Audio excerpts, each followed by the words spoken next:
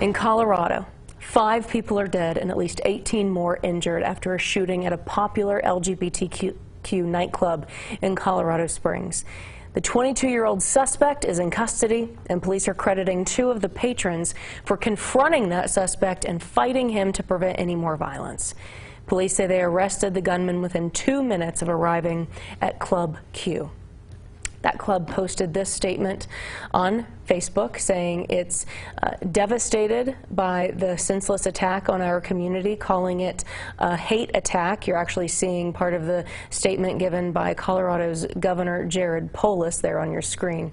Now, police have not confirmed a motive, but say they are looking into whether this could be a hate crime.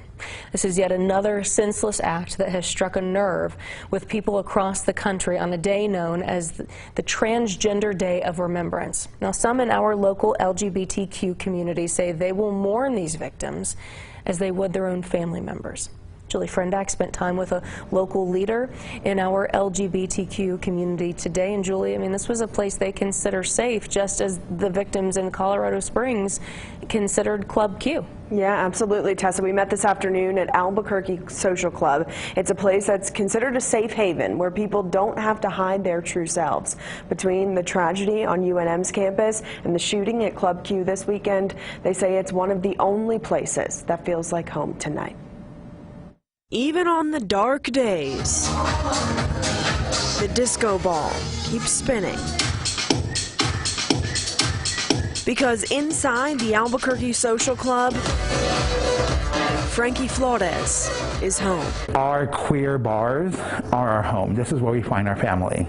You know, we get to dance, love, cry, all of it probably in one night in spaces where we don't have to hide who we are. Flores has a day job as the director of the LGBTQ Resource Center at UNM, where they help with 3,000 visits from students, staff, and faculty every year. But on the weekends, they come home. Coming in these doors, my shoulders dropped.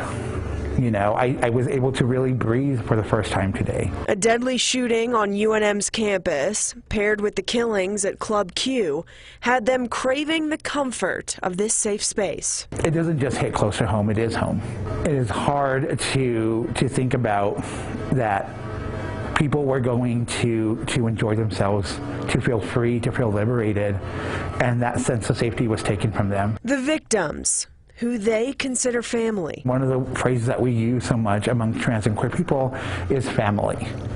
You know, and so it has been an attack on our family. Flores says they've been through this type of tragedy before, and just like the others, their community will grow stronger because of it. I think the way that we memorialize those who are taken from us is we sit in community, we dance, we love, we cry, and we don't let this defeat us. I look forward to dancing with my siblings and loving with them and laughing with them and crying with them, all of it.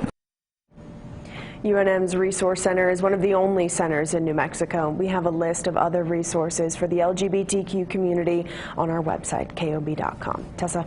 Julie, thank you.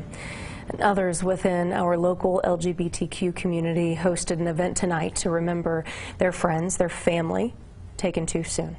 The Transgender Resource Center of New Mexico provided a space for performers to dance, read poetry, even share tributes to those victims.